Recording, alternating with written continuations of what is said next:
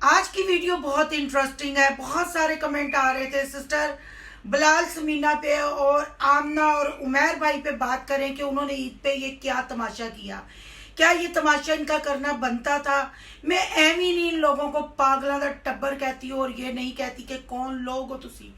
क्या इनकी अम्मा जी को कैमरा के सामने आना चाहिए था।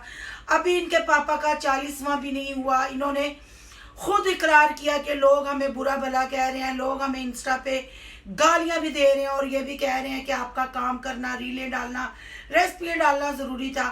आज करेंगे इस पे बात कि इनकी अम्मा इद्दत में बैठी हैं या नहीं बैठी, क्या अभी इन्होंने और बड़े होना है। आज की वीडियो अगर पसंद आए लाइक शेयर कमेंट लाजमी कीजिएगा।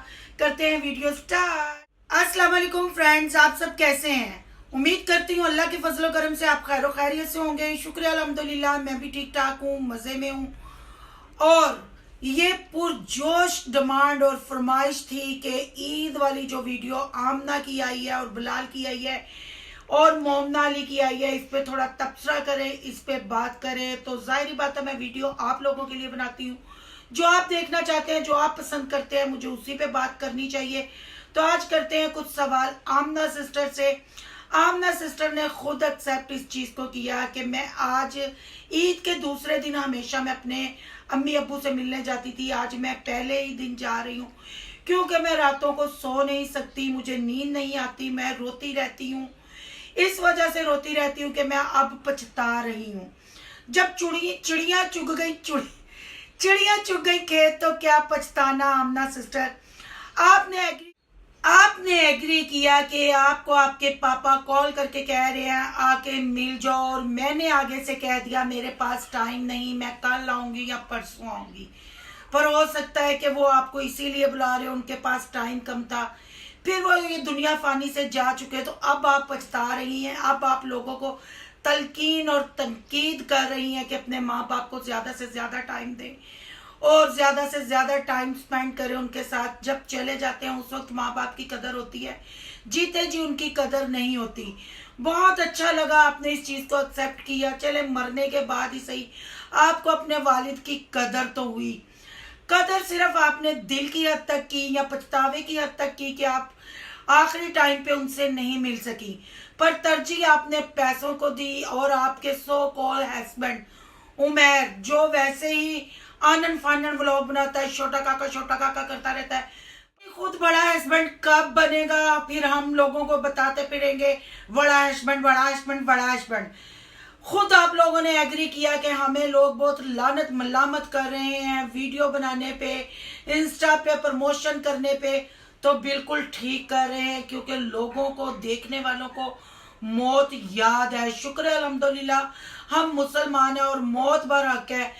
कोई नेबर में फोत हो जाए, कोई इर्द गिर्द का बंदा जानने वाला फोत हो जाए, तो उसके गम में भी बंदा 40 दिन शरीक रहता है।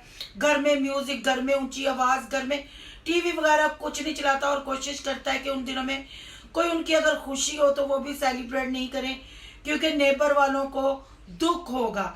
वो तो आपका बाप था, तो आपने तो 40वां भी नहीं किया और आपने रीलें भी डाली, प्रमोशन भी किए।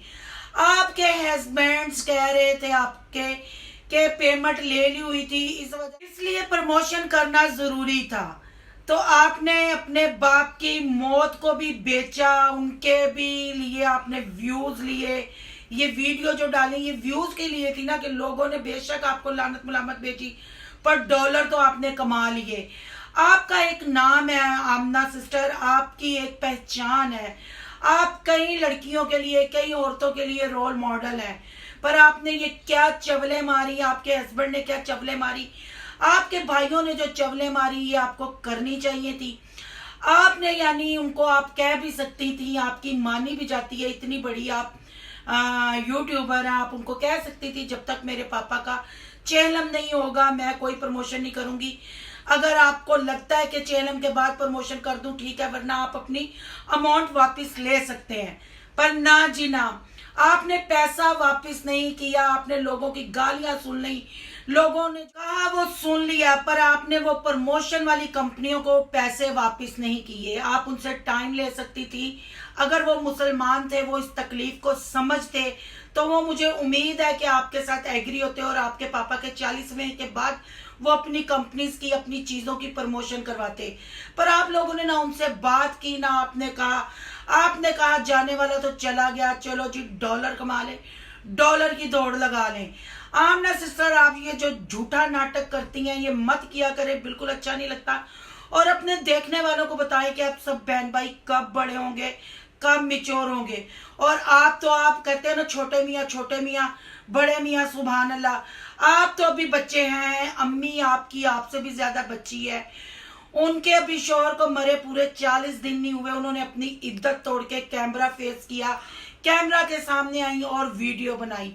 क्या कहें आपको, क्या कहें क्या ना कहें। आपके लिए तो यहाँ वो गाना बिल्कुल फिट बैठता है, ना बाप बड़ा ना मैया, सबसे बड़ा रुपया, यानी सबसे बड़ा डॉलर। फिर रही सही कसर, बिलाल ने यवलियां मार के पूरी कर दी, अली ने यवलियां मार के पूरी कर दी। हम 3 जाते थे, अब हम 2 जा रहे। ये क्या था, ये क्या फंडबाजी थी, पखंड कर रहे थे आप लोग। उससे बड़ी फिर कसर कर दी मोमना अली ने अपने व्लॉग में पूरी। उन्होंने बच्चे के फेस रिवील करने की भी निशानदेही कर दी जी, चेलम के बाद बच्चे का फेस रिवील करेंगे। जड़ा चला गया हो जाए, इज्जत नहीं होती पूरी ना हो। क्योंकि अम्मा जी भी आके मॉडलिंग करेंगी, जैसे आप उनको ड्रेस पहना गिफ्ट देती हैं, वो पहन के मॉडलिंग करती हैं। वो अब बेवा हो गई हैं, वो दादी नानी बन गई हैं। अगर आप बहन भाइयों को अक्ल नहीं तो उनको अक्ल होनी चाहिए कि मैं इज्जत में हूँ, मुझे कैमरा के सामने ना लें। ठीक है, आपको पछतावा हुआ, आपने अपने फादर को टाइम नहीं दिया, आप अपनी माँ के साथ सारा एक का दिन स्पेंड करना चाह रही थी, पर जरूरी तो नहीं था आप उनके साथ जाके व्लॉग बनाए, उनको कैमरा में लेके आए। आगे मेरा ख्याल है आपको तनकीद का निशाना कम बनाया गया था, जो अम्मा जी को भी मॉडलिंग करवा ली आपने ईद वाले दिन। और फिर आप अपनी अम्मी को बैठा के सवाल कर रही थी। आपको चांद रात पे क्या फील हुआ, क्या महसूस हुआ, आपकी ईद कैसे गुजरी? कौन लोग हो तुसी? हाँ, कौन लोग हो? पागलों का टब्बर।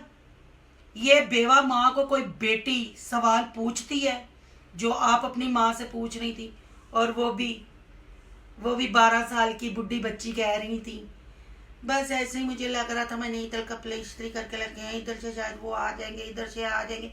और भाई जब वो थे तो आप लोगों ने कोई कसर नहीं छोड़ी। अम्मा जी भी आके कैमरा पे बोली, सब बोले, और किसी ने पायदार बात नहीं की।